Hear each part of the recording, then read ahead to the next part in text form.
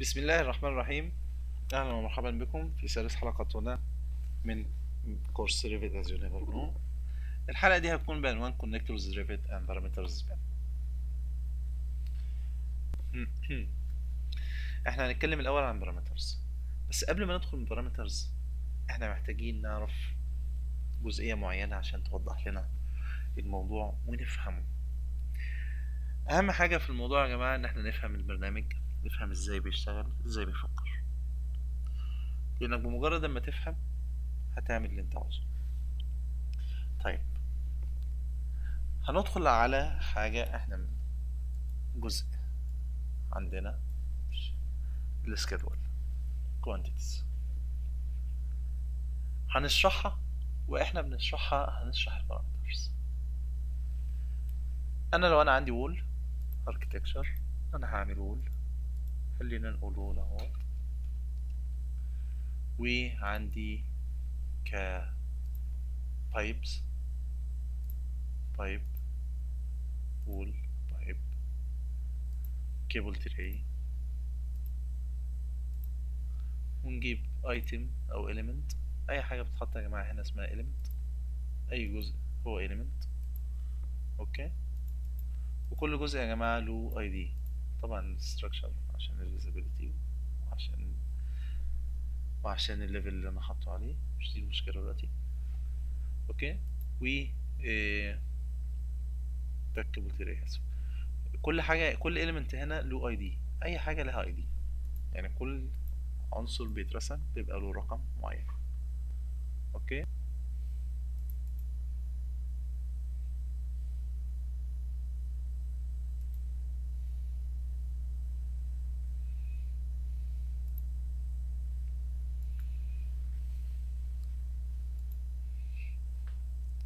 طيب كل حاجه بيكون لها اي دي. طبعا في ريفت 2014 او 2000 فما قبل كانت موجوده في موديفاي، كان في انكوايري، نقلت على 2016 على هنا انكوايري، ورا لما تدوس بيديك الاي دي بتاعها. يعني كل ايتم في الريفت بيترسم بيكون له رقم معين. يعني ده 4510 كنترول سي، 4510. يعني انا عاوز اعمل سيلكت مباشرة، وده جزء اساسي في الشغل بتاعنا كبيم. بتعامل مع كل جزء، فكل جزء له رقم. مش هينفع نوصف نقول الماسورة اللي في المكان الفلاني في الليفل الفلاني في مش عارف فين، لان كمية الاخطاء بتبقى كتيرة وبشعة يعني، فلازم تتكلم بالارقام. فكل element له ID. طيب احنا رسمنا دلوقتي وول، بايب، كيبل تري او structure. اوكي، كيبل تري. عاوزين نعمل سكيدول، هنعمل نيو سكيدول. إيه طبعا احنا هنبص دلوقتي للنيو سكيدول ونتكلم. الكاتيجوري يا جماعة، كاتيجوري الريفت متقسم كاتيجوريز، شايفين؟ دي التقسيمة الأساسية بتاعة الريفت، انت مش هتقدر تعدل عليها.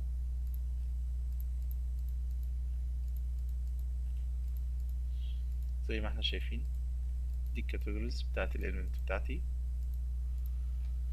وخلينا نقول ان كل دي element بيكون لها اي دي، يعني كل دي families. طيب احنا عندنا 4 انواع من parameters، وهم الاتي: system parameters، project parameters، family parameters، shared parameters. السيستم parameters هي البارامترز اللي احنا نشوفها كده مع بعض اهوت. تعال على الوول، نعمل edit type هنا. دي البارامترز اهيت زي ما احنا شايفين. دي بتاعة البلان، لما ما عملتش select على حاجة فاداني البارامترز بتاعة البلان. اوكي، دي السيستم بارامترز بتاعة البلان. كل كاتيجوري له بارامترز بتاعته. في بارامتر ممكن يكون مشترك بين كذا كاتيجوري، يعني هنا الوول دي البارامترز بتاعته زي ما انتم شايفين.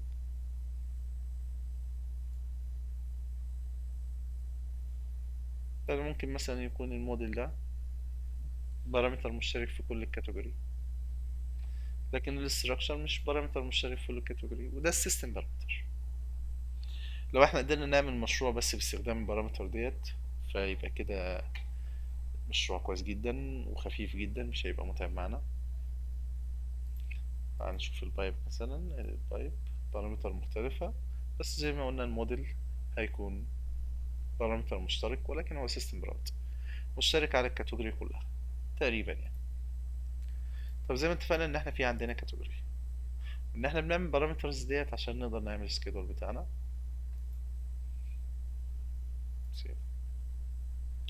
انا طبعا عندي هنا وول، ابتدي بالوول مثلا، وول. اوكي، طبعا الفيز اتفقنا اهوت شايفين. طبعا احنا ممكن نعمل اديت فيز تاني كمان لانه بارامتر، بس خلينا نقول نيو كونستراكشن. اوكي، طيب دي البارامترز اللي موجوده، السيستم بارامترز اللي موجوده بالنسبه للوول، الفيلد اسف، وهي لها بارامتر طبعا، يعني كل حاجه لها بارامتر. طيب فاحنا ممكن نختار مثلا الاريا، ونختار الفاميلي اللي اتعملت فيها مثلا، والطول مثلا كمثال. دي بتكون انت عارف السكيدول بيكون كده جدول، فهي بتكون فوق. ده الفلتر، فلتر بقى باستخدام كذا وبكذا، كل ده مش مهم معانا، خلينا نقول اوكي. ادي اريا، فاميلي، لينز. طب يا جماعة انا عاوز اظهر الويت، اظهر وزن الحيطة. نفترض ان دي خرسانة، يعني نفترض ان انا عملت وول ستراكشر وعاوز اكعب الخرسانة، عاوز اظهر الوزن.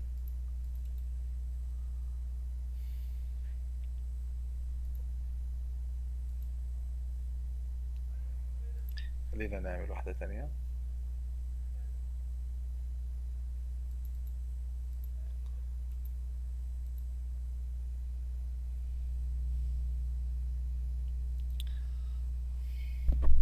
طبعا انا هنا بختار، بعمل edit لكل حاجة. انا عاوز اظهر الويت، عند حرف ال W مش موجود، زي ما احنا شايفين حرف ال W مش موجود، مفيش ويت. يبقى انا دلوقتي عاوز ازود بارامتر اسمه ويت، صح كده؟ احنا قلنا ان السيستم بارامتر هي اللي بتيجي مع الفاميلي مع النظام، يعني اللي جاي مع الريفت اول ما نزل، اللي احنا شايفينها موجودة. طب انا عاوز ازود الويت، طب هل هعمل بروجكت بارامتر ولا الفاميلي بارامتر ولا الشيرد بارامتر؟ ايه الفرق؟ إيه، مبدئيا احنا لما كنا في الفاميلي وعملنا بارامتر، شفنا البارامتر الموجودة. الفاميلي ممكن تستعمل سيستم بارامتر من اللي موجود بالفعل، وينطبق على الفاميلي وينطبق على باقي الكاتيجوري. يعني لو انا عامل مثلا فاميلي للوول، انا عملت وول وهحطها تحت الكاتيجوري بتاع الوول. اوكي، إيه لو عملت، لو خدت البارامتر من السيستم بارامتر هت هتديني هنا في البرنامج وانا بعمل السكيدول هيبان. طيب لو انا جبت بارامتر للفاميلي وعملته جديد جوه الفاميلي، هو ما حدش هيفهمه الا الفاميلي، يعني البروجكت نفسه مش هيعرف يعمل البارامتر ده. انت هتعمل، تيجي تعمل بسكيدول مش هتلاقيه، هي الفاميلي بس اللي هتفهمه. اوكي، طيب ده الفاميلي بارامتر. طب البروجكت بارامتر، البروجكت بارامتر ايه؟ ان انا بيبقى عندي مشروع شغال فيه، فانا بعمل له بارامتر مخصوصة. يعني مثلا هنا زي ده، إيه مانج بروجكت بارامتر، ادنت، ونختار. ممكن نحط مثلا الويت ونعمل ايكويشن لون ان هو يكون علاقة بين اللينس علاقة بين اللينس والاريا والسكنس، فيديني الويت. اوكي، طيب ايه الفرق بين البروجكت بارامتر والشيرد بارامتر؟ زي ما احنا شايفين اهو، بروجكت بارامتر، شير بارامتر. بالك يعني انت دوست هنا بروجكت بارامتر، كنسل، بروجكت بارامتر، شير بارامتر. اوكي، ايه الفرق؟ لو انا عاوز اعمل اديت بروجكت بارامتر، كل مشروع يعني لو انا شغال على مشروع مثلا هنا، فندق رقم ايه، ممكن اعمل له بروجكت بارامتر واعمل بارامتر بتاعته اللي هي ابليكابل بس على البروجكت ده، ابليكابل على البروجكت. اوكي. ما اقدرش استعملها في مشروع تاني. يعني لو انا عاوز اعمل اخدها في مشروع تاني واشتغل بيها، انا عملت الويت وعاوز في السكيدول في المشروع التاني اعمل نفس السكيدول واحط فيها الويت، هضطر اعمل بارامتر تاني في المشروع التاني واسميه ويت برضه. لكن لو انا استعملت الشيرد بارامتر، فانا اقدر استعمله على كل المشاريع، لان الشيرد بارامتر عبارة عن فايل انا بخزن فيه البارامترز بتاعتي، وبينطبق على كل المشاريع، وهو فايل واحد بس مش كذا فايل. يعني احنا لو هنشتغل شيرد بارامتر هو one file only. يعني never do to file، never. هو فايل واحد فقط لا غير، ده اللي انا بحط فيه البارامتر بتاعتي وتشتغل على كل المشاريع. في الحالة ديت ما بعملش ادي الشيرد بارامتر من هنا، باخد شيرد بارامتر من هنا واختار الشيرد بارامتر فايل تي اكس تي، فايل عادي جدا. اوكي. إيه، ممكن نعمل كرييت مثلا ديسكتوب، سميه. اوكي.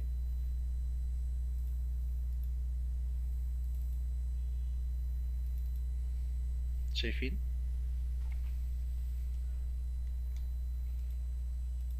نصغر الفونت، خلينا نصغر اكتر. يبقى انا برضو زي ما انا شايف الشيرد بارامتر انا اقدر اصدرها، اعمل لها اكسبورت واعمل لها امبورت. فورمات فونت، خلينا ناخد مباشرة على 16. ده بيكون الشكل ده، ده الفايل بتاع الشيرد بارامتر. شايفين؟ don't edit it manually. روح اعمل edit shared بارامتر هناك وصدر الفايل بتاعك وخلاص. اوكي. يعني تعمل هنا create الاول من هنا، create edit shared، صدر الفايل بتاعك، وبعدين بعد ما تعمل البارامتر بتاعك صدر الفايل بتاعك. يبقى احنا كده فهمنا مع بعض ايه هي البارامتر، وقدرنا نستوعبها وازاي بنعملها. والبارامتر هي جزء اساسي في البيم، انا بحتاجه انت بتحتاجه. زي ما اتفقنا، واحد عاوز يكعب الخرسانات لازم يعمل بارامتر لتكعيب الخرسانة، وهو قدامه حل من الاتنين: يا يحط بروجكت بارامتر يا اما يحط شيرد بارامتر. طيب الجزء التاني في موضوع الحلقة هو الكونكتورز. هنعمل نيو مثلا، نيو بروجكت ميكانيكال امبيدد. خلينا نتفق ان احنا عاوزين مترك. هنشتغل على الام اي بي خلاص. بروجكت. طيب انا عندي بايب، عملنا البايب اهوت، وات ايفر مقاس كام مش تفرق. طيب لو انا عاوز اعمل تاج، انا هعمل تاج، تاج كاتيجوري، اسف، كنسل، سكيب، تاج 1 كاتيجوري، خلاص.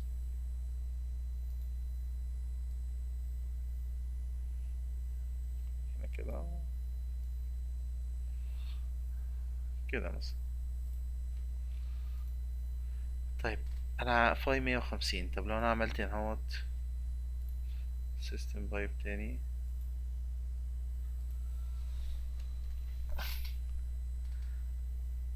تاج تاني، برضو نفس النظام، 150. 150. طب ليه ده حصل؟ وليه هو اداني السايز؟ عشان ده اللي موجود في الكونكتور يا جماعة. الكونكتور هو اللي بتخلي الشغل يوصل في بعضه، وهي اللي بتنقل الخصائص لكل السيستم. يعني انا لما بجيب السايز، هو السايز موجود عشان الكونكتور متحمل عليه البارامتر بتاع السايز ومديني الخصائص بتاعت السايز. لو انا مثلا هغير في التاجز مثلا واختار ان انا اظهر حاجة تانية،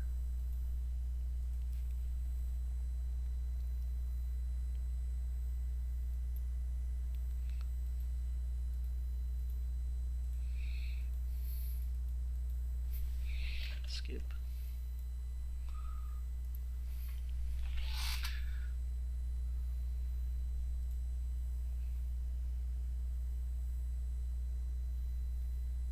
فاميلي زي ما احنا شايفين الليبل. عملت edit للفاميلي. لو انا هختار اللينس كمان مثلا سايز ولينس إيه loading to project overwrite existing زي ما انتم شايفين اهوت. كل ده عشان الكونكتور. كل ده اللي مسؤول عنه الكونكتورز، هو اللي بيخلي كل ده يشتغل معاك ويطلع معاك ويكون الدنيا مظبوطة معاك. طبعا الفاميلي بتاعت التاج دي فاميلي سيستم، بس بتقدر تعمل لها edit وتقدر تزود الحاجة اللي انت عاوز تبينها او عاوز تظهرها، وفي نفس الوقت طريقة العرض ممكن تقعد تجرب فيها وهفن يعني. طيب لو انا عندي دلوقتي ميكانيكال equipment دلوقتي ايه اير تيرمينال سكيب، بعدين هنا edit family. شايفين كونكتور تي ال تقلب الخطوط رفيعة. ده الكونكتور اليمنت بتاعي يا جماعة. ده مش اتجاه السريان، السهم ده مش معناه اتجاه السريان. اتجاه السريان هنا ان او اوت من هنا. السهم ده بيحدد لك الاتجاه اللي بيلحم عليها البايب او الضغط اللي انت عاوزه، ماشي؟ يعني الاتجاه اللي المفروض البايب يدخل عليه او يوصل ليه. اوكي يا جماعة، ده مش اتجاه السريان، السهم مش اتجاه السريان، ماشي؟ طيب الكونكتور بتاعي زي ما انتم شايفين هو واخد الداتا بتاعتك اهوت.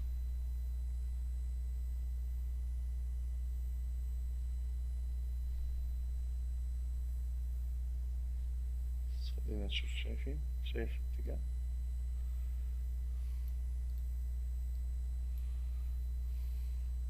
مفرقش، فرق معايا لان كده مش هيجيب، لازم يبقى تيبيكال على الشكل اللي انا عاوزه. عشان لو بقى كده، يعني لو انا لفيته كده شايفين هتلاقي الضغط راكب كده وده راكب كده.